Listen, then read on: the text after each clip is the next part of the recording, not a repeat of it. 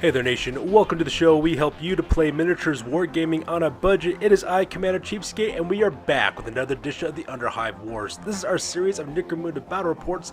This is battle report number 8. It is a standoff scenario that is fought between Lady Domina of the Killjoys of House Escher versus yours truly with my Jury of House Cawdor. So once again, ladies and gentlemen, I apologize for the lack of content for the last few weeks. Just been a lot of crazy stuff going on in my personal life as well as at work. But now that things are kind of settled down, we can get back to the grind and making more of these. And unfortunately, because I kind of failed to get you guys Necromunda battle reports back to back, this week we're going to compensate with that by giving you 2 battle reports this week. So we have one for Monday as well as one for Wednesday. So this is battle report number 8. It is a standoff scenario between my friend Lady Domina and myself. And for our 2 games, we're going to throw it down to see exactly who is the deadliest and the best in the Underhive. So with that being said, ladies and gentlemen, we're going to play some background music real quick. If you want to see exactly what we're bringing for this one, please pause and take a look at your leisure. So with that being said, ladies and gentlemen, let's get this on.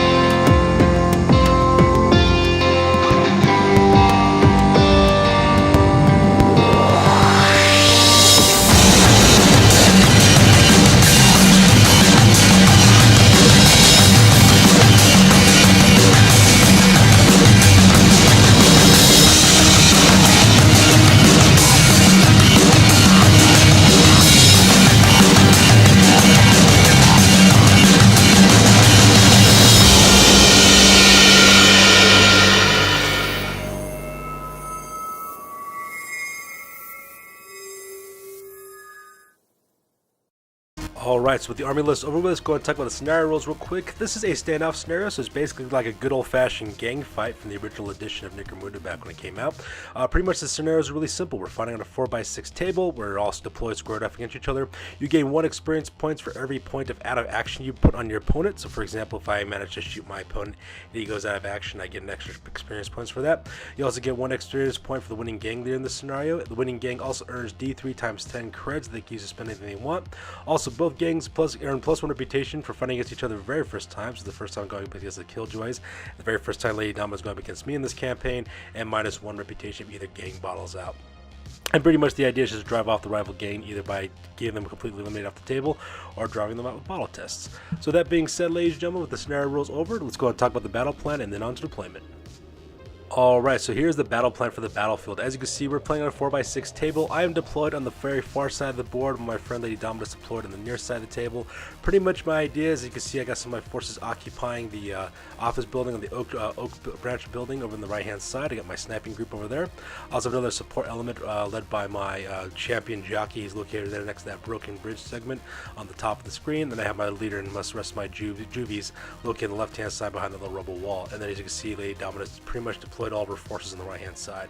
My plan is to kind of draw her in and get engaged in close combat, and the reason why is because she's just playing an Escher gang and Eschers are really good at close combat. My plan is to kind of hopefully envelop her and then attack her from the front as well as the flank, and just kind of envelop them in a crossfire. That's pretty much kind of like the goal I'm going for on this battle report. So with the battle report plan over with, let's go and talk about deployment real quick. Alright, so starting with the left-hand side of the jury, as you see I got VR as well as Johnny. Right in the center is my leader, Riptor. On the right-hand side of him is Reptile. On the very far right-hand side is my last juvie, that is Tetsuo. And pretty much I'm planning to use these guys as kind of like the assault flanking element for my gang. I can use the commanding presence that my leader has to activate 3 of these juvies at a time, so it kind of makes sense to have these guys stationed here on the left. In the center of my deployment area, as you can see, I have Jockey as well as Mondo right there behind that little broken bridge, right next to the Slime River. Right next to them on the right-hand side, you have Darkside, that's my Ganger armed with the shotgun, as well as DJ, who's another Ganger of mine armed with the autogun as well. And these guys will be acting as like my suppressive element because they do have rapid-fire weapons. Once they get within, as the Killjoys get within range of this weaponry, I can, pretty much engage and also move and shoot these guys at the same time. So I'm pretty looking forward to using these guys. And finally, making up my right-hand flank along the Oak Branch building. On the very top level, on the left-hand side, I have Lemonhead. He's armed with my last gun. On the right-hand side, I have my Heavy Stubber wielding Heavy Stubber. That's his name. He's located on the right-hand side as well. Right beneath them on the left-hand side, and the next level down is on the left-hand side. That's Scorpion. He's armed with the last gun as well as a grenade launcher. And finally, on the far right-hand side, I got Zero armed with his last gun as well. And these guys are kind of like my long-range shooters. Hopefully, I can pick off targets as the Killjoys cross the battlefield to get within my lines, and hopefully, I can destroy them that way as well. And that pretty much makes a deployment for the jury on this one.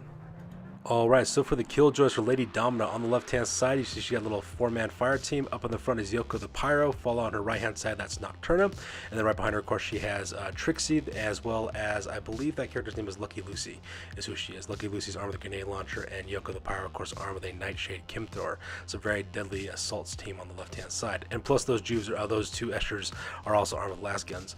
Right in the center of the screen, she also has another 5-man, or 5-woman rather, fire team. Up in the front, she has Furia, her leader. She's armed with a bolt gun, and on either side of her she has Marlo the Hollow as well as Mimi the Punk. Those are her two of her juvies armed with last pistols rather. And then right behind her, of course, she has Mad Max as well as Raven, Raven being her champion as well. So nice little command squad there. And plus, since her character also has commanding presence, she can activate 2 fighters at a time as well, which also makes it really handy for her to use. And finally, on the right-hand side, and inside the Alexander's department store on the 2nd floor, on the left-hand side, that is Mad Donna. She is armed with a Heavy Stubber, so that character is very, very deadly. And on the right-hand side is One Shot Blonde, who is another Escher Ganger armed with the last gun as well. Kind of like a good little suppressive element that's right across from my sniper teams. But kind of see how that shot kind of works. So with the deployment over, ladies and gentlemen, we go directly to the top of turn number 1, and we roll for initiative to see who goes first. Alright, so that immediately takes us to turn number 1. The Killjoys receive the initiative on this part. So in the action phase, the very first thing that Lady Dama decides to do is activate her gang leader. She activates Furia, and using her commanding presence ability, she gets to activate 3 of her fighters as well. So as you can see in this table right now, what she did is she decided to do a double move for all 4 members of that fire team. She sends up Mimi the Punk as well as Marlo the Hollow up to the MCI chemical tank farm there to kind of take cover from some oncoming fire from the Oak Crown complex. At the same time, on the left-hand side, she's also moved up Mad Max, which is her last gun wielding Ganger, as well as her leader Furia to kind of lend up support as well. Now, since these ladies did a double move in the last turn, they will not be able to do any further actions for the rest of this turn, just because they're spending most of their time moving across the battlefield. And jumping back across the battlefield to my turn, the very first thing I do is I activate my leader, Riptor, and because he also has commanding presence as well, I activate all 3 of my juvies. As you can see, I also spend that turn doing a double move, moving along the left-hand side of the Slime River, heading towards that little bridgeway. Like I said before, my plan is to flank with my team of juvies as well as my leader, and since they need the boost from the leadership as well as from the cool stats that my commander could give them, it kind of makes sense that my juvies will stick next to them. Plus, these guys are armed with close combat weapons and pistols, so that kind of makes them the best for kind of going in for a flanking maneuver, and that's where I spend on my activation phase with my leader. Meanwhile, at the same time, Lady Dama then decides to activate Mad Donna. She takes aim with her Heavy Stubber, and she actually opens up on the top floor level of the Oak Crown complex, where both Lemonhead as well as my Heavy Stubber is located as well. She actually concentrates fire onto Stubber. And unfortunately for Stubber, as you can see in this photo, she managed to hit him twice, so because of that he does take 2 flesh wounds from his troubles, but because he was so close to the edge of the top level, I had to take an initiative test from my heavy, and unfortunately for my champion, he failed his initiative test, so he falls off the edge, takes another strength, I think 8 hit is what ends up happening for him as well, automatically wounds him, also causes another flesh wound as well, and because my character only has a toughness level of 3 with 3 flesh wounds on him, he's pretty much out of action at that point, so because of that, first blood goes directly to the Killjoys, with Mad Donna taking out my heavy right off the bat and putting him out of action. So that was absolutely demoralizing to see that happen, because now my heavy weapon specialist is now gone. So naturally, wanting a little bit of payback, I then activate Lemonhead and try to have him take a shot with his aim action with his last gun, so that way I get a +1 to hit when I go for my long range shot. Unfortunately for me though, when I rolled for my hit score to see whether I hit Mad Donna or not, I rolled a 1, which was absolutely horrible in that part. much. So because of that, that entire action phase was just kind of wasting that poor guy because I missed my shot. I wasn't able to take out Mad Dawn at all, so that was pretty demoralizing too. So not only did I lose my heavy, my first opening shots I failed. Meanwhile, over here on the left-hand side, Lady Domina then activates her champion Yoko the Pyro, and because she's a champion, she could also activate another fighter as well. So because of that, she also activated Lucky Lucy, so both those ladies are both carrying assault weapons. Lucky Lucy with her grenade launcher with frag and crack grenades, as well as Yoko the Pyro with her Nightshade Kim Thrower. So because of the ladies actually spend their entire turn doing a double movement over to the rubble pile on the right-hand side of that slime river. And it looks like she's sitting them forward to kind of intercept my assault squad, which could be bad because those weapons are pretty powerful, and my Juvies aren't exactly the toughest characters in my gang, but at the same time though, you know, you gotta take those losses sometimes. So not to be outdone by the Killjoys, I then activate Scorpion, have him operate with his grenade launcher, have him cut loose with a frag grenade. So he takes aim at the one person he can see, because according to Necromunda rules, you have to shoot to the nearest person, and the nearest person that he can see in his line of sight is Mad Max, the ganger who's armed with a last gun. So because he takes aim with his grenade launcher, he fires, but unfortunately for me though, I do miss my shot, so I do have to scatter the shot. And unfortunately for me, my frag grenade shot just lands right in the dead center of the formation of the two assault groups and doesn't really hit anything. So because you can see how Lady Domina's assault forces are starting to veer off to or towards my my snipers up in the building, as well as my little assault squad near the slime river. So things are not looking very good for my gang, and right now my shooting is atrocious so far. In response to my feeble attack, Lady Dama then activates Raven, who's another gang champion, and she also activates Nocturna as a result of that. These two characters do spend also another double move as well, getting to the top of the bridge on the bottom there of the Slime River, so that way they can get a nice little overwatch position to open up and shoot upon my members of my gang as they come crossing us left-hand side. So right now my left-hand assault is kind of threatened at this point. I need to find some other way in order to engage these characters and kind of take them out at the same time. So in order to do that, when it comes to my turn, the action phase, I do activate, what's his name, Jockey, which is my game champion's armed with the auto gun. He also activates Mondo at the same time. So both these guys send a basic action, climb to the top of this little broken bridge here. They both take aim with their auto guns and cut loose onto the game champion Raven, because she's the closest line of sight target that I can see with these guys. So unfortunately for me, though, only one of these shots make it. So I do hit Raven, but unfortunately was able to wound her because of her armor saved from her flak armor, but because she was on the top of that gantry walkway near the edge, she did have to take an initiative check, and oddly enough, she actually failed that. Lady Domina actually rolled, I think like a 6, sorry, not a 6, like a 1, I think, and that's the reason why she failed her injury roll. So because of that, she did fall off, and she did suffer a flesh wound from the fall, but that's the only thing that she suffered for. So thus she does drop at 1 point in toughness, so it will be easier for her to be wounded in the next subsequent turns, but at the same time, though, I really need to add an action roll because things are not looking good for my team so far. And luckily for me, Lady Domina does activate One Shot Blonde, but unfortunately for One Shot Blonde, she is unable to hit her target as well. So the action turn on this character was kind of wasted as well. So I got really lucky on that part. It's just because the distances involved between these two buildings of long-range shooters, as well as the fact that these guys are also in partial cover, that makes it so difficult to hit one another. So, you know, I'll take what I can get at this point.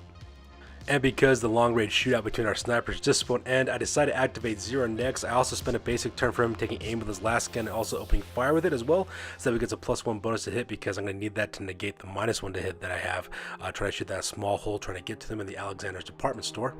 But as crazy as it actually sounds, not only do I manage to hit Mad Donna, but I also managed to wound her as well. So as you can see in this photo, I did cause her to have a serious injury, so because that she is down right now. But because she's also next to the edge of the second floor of the Alexander's department store, she rolls for initiative, and unfortunately she failed it, so she takes another injury test as well, and lands right smack dab in the middle of the department store. So because that she is down for right now, and she'll need to roll off in the end phase to see if she gets back up or if she goes out of action. But right now, I'm just really proud of my sniper Zero. He did a really good job on that shot. So in response to that impossible shot that I fired with Zero, Lady Dama then activates Trixie. She moves her up her normal 6 inches of movement, so that way she can get closer. As for her basic action, then she takes aim with her last gun, opens fire onto both Jockey as well as into Mondo. She does manage to hit Mondo, but unfortunately for her though, she was unable to wound him because I made an awesome armor save on that flak armor. So because of that, my guy Jockey is the guy I got hit. I'm sorry, my gang champion. He does take a hit because of that, but he doesn't get any wounded or have to take out a serious injury table. He just has to spend a simple action, get back on his feet again because he got pinned in the last turn. So it's more annoying than anything else. And because Lady Dominant has spent her entire turn activating all her fighters, for the rest of this turn it's just activating my troops. As you can see in this photo, the first thing I do is I activate VR. I have him do a double move so that way he catches up to the rest of these juvies as well as my leader, so that way he can participate in the assault, sweeping across the left-hand side of the Slime River towards the Killjoys. So he's rallied up there with his buddies. And at the same time, I activate both Darkside as well as DJ, and I have them spin their double move getting to the base of the MCI chemical tank farm, so that way they can start taking actions in the next action phase as well. And that pretty much makes it the action phase on this one. And chalk up first blood for the Cawdor gang for the jury on this one, because during the end phase when Lady Dominant had to roll up to see what happened to Mad Donna, she rolled a serious injury out of action. So because of that, Mad Donna will need to roll up on the injury table after the scenario to see exactly what happens to her as well. So a pretty successful part of turn 1 so far. And just so that way you get a good idea what's going on to the battlefield, here is the overhead shot at the end of turn number 1. As you can see, my forces left-hand side are going to be meeting some stiff resistance here in a second. Lady Dominant actually spent a majority of her gang heading to the left-hand flank to intercept my leader as well as my juvie assault squad. At the same time, she's also got a small 4-man fire team pushing to the right-hand side towards the office building where my snipers are located at as well. And as you can see there, my troops are still kind of located around the cover positions, mainly in the center areas. I still have Mondo as well as Jockey right there on that collapsed bridge. I also got DJ as well as, what's his name, Darkside on the other side of this MCI chemical work tower, and of course I got my 3-man sniper team up at the top of the building as well. So everything's looking pretty good. So with the end of turn number 1 over with, we go directly to the top of turn number 2 and we roll off for initiative. Alright, so that takes us to the top of turn number 2. The jury managed to win the initiative on this part, so the very first thing I do is I activate my leader as well as my juvies. As you see in this photo, I just spin a basic move moving up towards the top of the bridgeway, so that way he can take aim with his bolt gun and start causing some damage. I then move up my juvies. They're 6 inches across the Slime River there, so that way they can also start engaging Yoko the Pyro as well as Lucky Lucy with some close range pistol fire as well. And so because of that, I start moving my troops and get ready to fire in this next picture. And unfortunately for me, most of the shots from my juvies actually failed to hit their mark, so because of that, none of the assault ladies get hit. However, there is a silver lining. I do take aim with my bolt gun and open up onto Nocturna. Not only do I manage to hit her, I also cause a flesh wound, but because she also was so close to the edge, she had a test for initiative. She also failed that initiative test and also fell off the gantry walkway and took another flesh wound as well as a serious injury as well. So right now she's laying down, bleeding out from the fall and from the bolt shell that just, rocked her body, which is actually kind of cool. So that makes up the action phase so far on my side of the board. So now to be outdone by the jury, Lady Dominant then activates Yoko the Pyro, who then also activates Lucky Lucy. As you can see in this photo, she moves up Yoko the Pyro with her Kim Shade chemical thrower, and she opens up on my 3 juves. On the blast template there, as you can see, the Nightshade Chem thrower actually hits both Reptile as well as Tetsuo and barely manages to miss my 3rd juvie Johnny right there in the back as well. So I got pretty lucky on that shot. However, when we came up for the roll to see exactly if they got wounded or not, disaster struck, and as you can see there, both Tetsuo as well as Reptile are now out of action as well. So just like that, 2 members of my gang are out, and because Johnny just watched 2 of his friends get drowned in toxic fluids, he's not having any of it, and he fails his cool check. As you see in this photo, he runs 9 inches away and towards that collapsed bridge because he doesn't want any of that pain that's coming his way as well. And to make things worse, not only does Yoko the Pyro get to shoot, but Lucky Lucy also takes aim with her with her grenade launcher, loading up with crack grenades, and takes aim at Riptor, my leader. And not only does she manage to hit as well as wound my leader, she also manages to cause him to take a serious injury, but she also blew him right off that bridge too. When he fell to take injury from falling off the bridge, I rolled an out of action for that part as well. So just like that, in the very first opening turns of turn number 2, my leader as well as 2 of my juvies are down and out. I also got 1 breaking and running for the hills, and I had no heavy support now, so now I'm starting to realize I might not be doing so well in this battle report. Meanwhile, on the right-hand side of the table, Lady Dominant activates Furia, who then activates 3 of her fighters. She activates her 2 juvies as well as Mad Max. And as you can see in this photo, they just spin a basic action moving up forward normally. So she's got her 2 juvies taking point. Around the left-hand side, she has Furia with her bolt gun as well as Mad Max taking the right-hand side with her last gun as well. So because these ladies have just spent a normal move moving forward, they also get to open fire as well.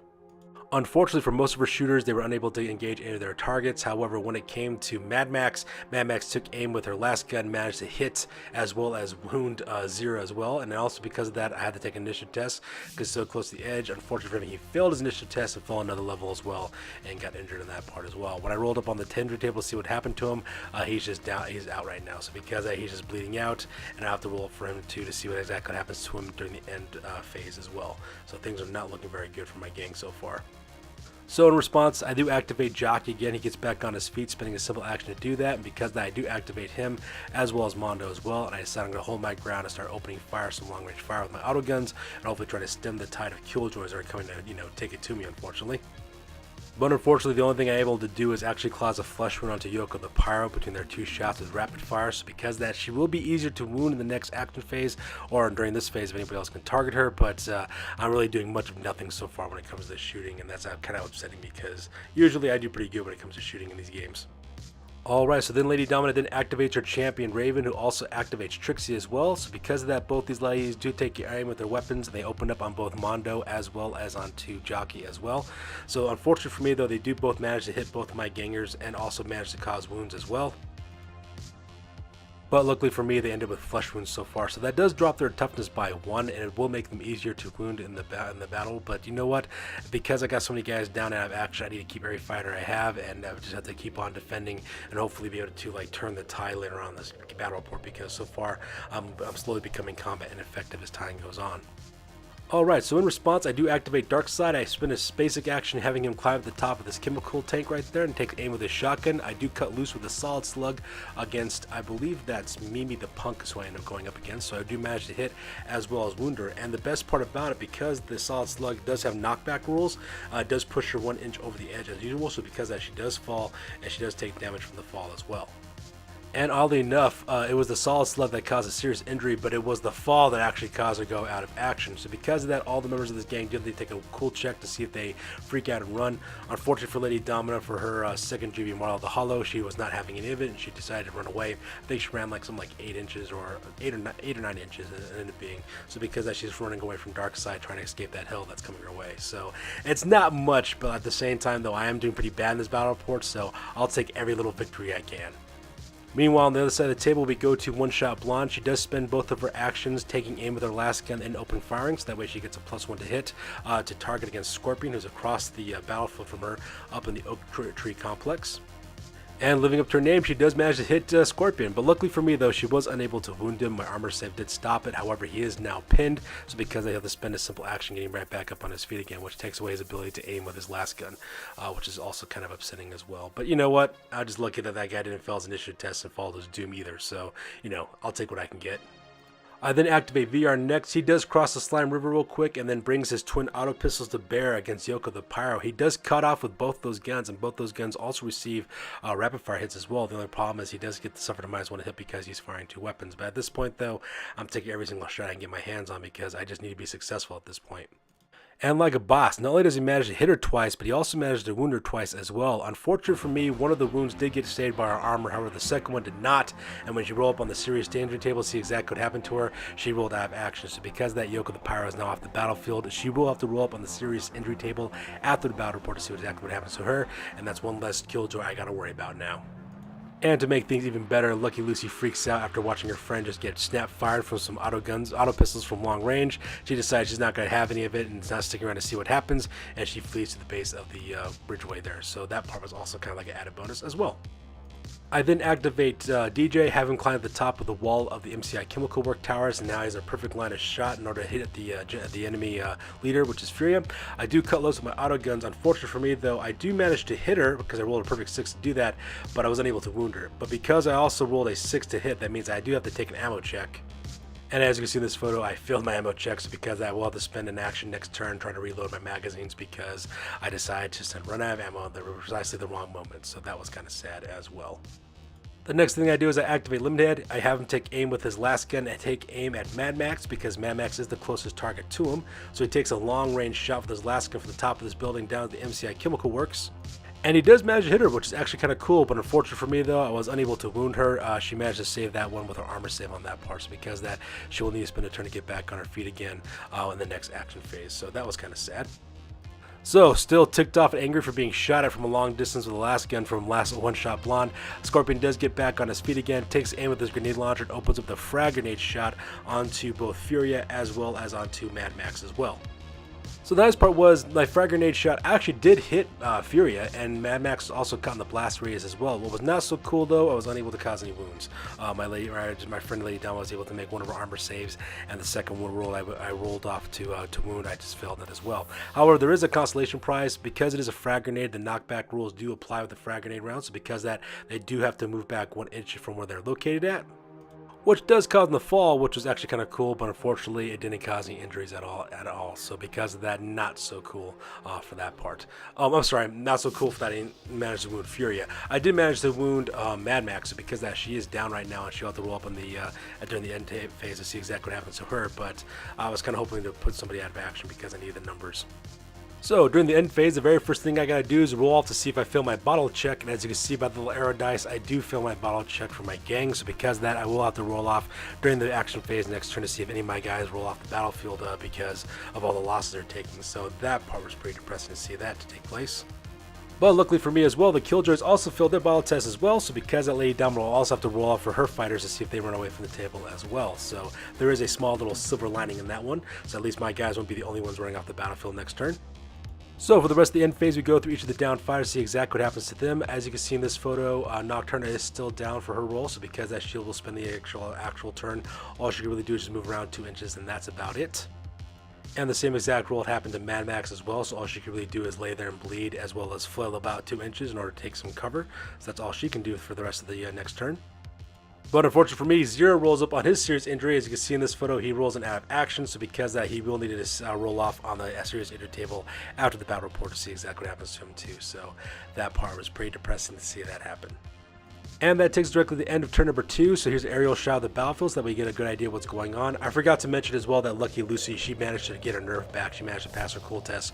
So she turns 180 to go back into the fight once again. And as you can see in this photo, there are a lot more pink armored fighters than there are blue hooded ones. So because of that, I'm starting to realize now that maybe I might not be winning this one. Things are getting very, very tough so far. And these last 2 turns have been hellacious and really, really bloody. A lot of people going out of action very, very quickly, and a lot of aggression being showed by both sides of this gang. So it is kind of interesting. My hope is, hopefully, if not enough of my fighters run away during the next turn because they failed their bottle tests, hopefully I'll be able to push out and be aggressive at this point, because I'm realizing that maybe taking a defensive stance is not exactly the best course of action.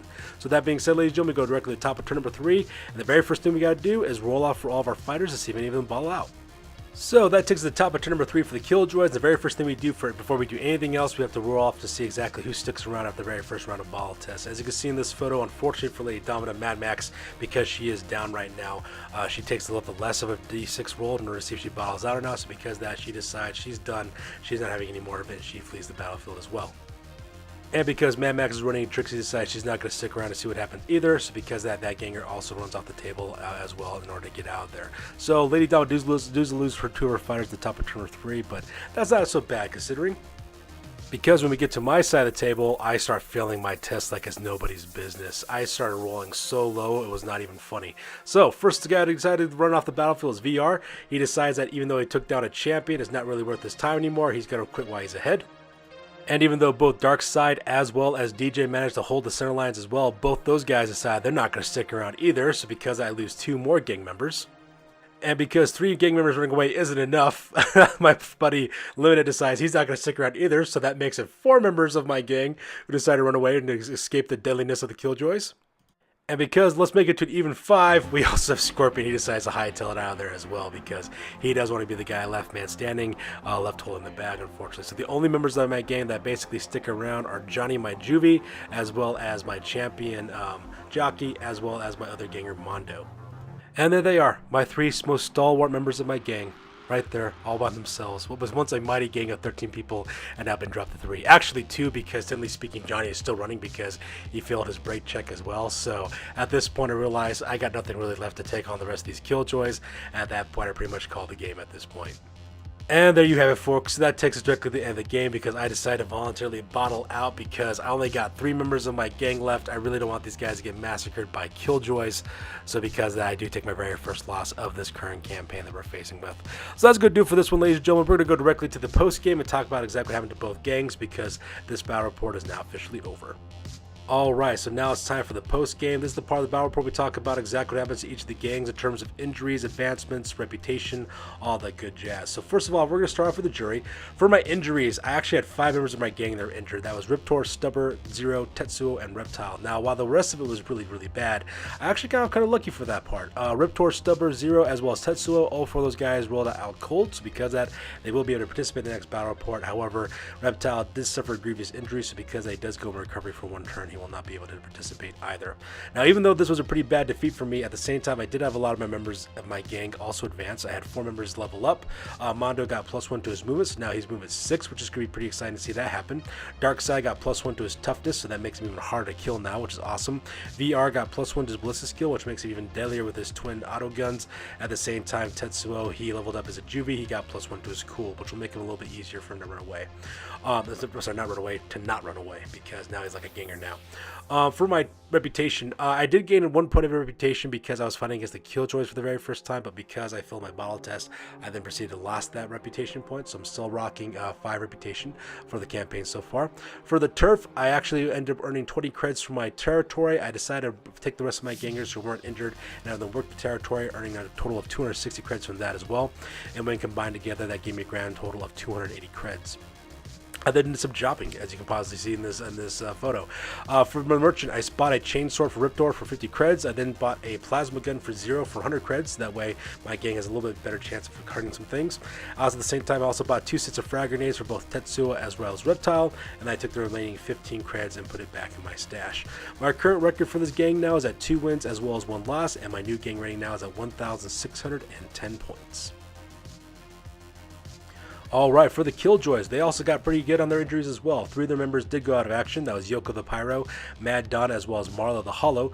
Yoko the Pyro, she suffered a grievous injury, so because of that, she will be missing out on her next battle report, but Mad Donna as well as Marla the Hollow, they both rolled out cold, so because of that, they will be able to get back on their feet again and fight. Once again, Lady Domina also had 4 members of her gang also level up as well. Furia, her leader, got +1 to her ballistic skill. Yoko the Pyro got +1 to her movement, which makes her even faster now, so that way she can bring the pain with that Nightshade chemical thrower. Raven learned the parry skill, and Lucky Lucy got +1 to her toughness, so now she's even harder to kill as well.